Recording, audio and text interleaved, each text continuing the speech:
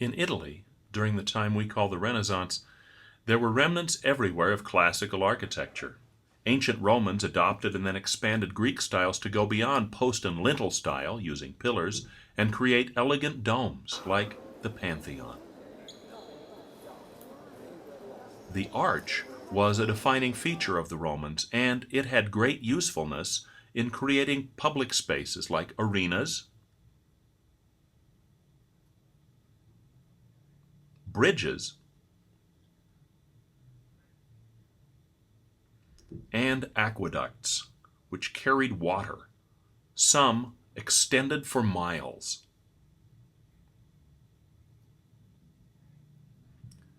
The size and scope of the ancients was very impressive. These graceful lines of arches, which were known as arcades, became an inspiration for Renaissance builders, as we see in this courtyard of the Bargello Palace in Florence. Filippo Brunelleschi was inspired by the arches and domes of antiquity in his design for the Pazzi Chapel in Florence.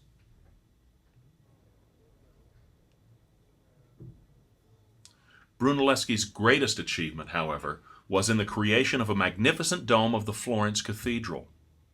His work brings to mind the ancient Pantheon and was the largest dome in the Western world since Roman times. Truly a return to the scale and magnificence of ancient Rome.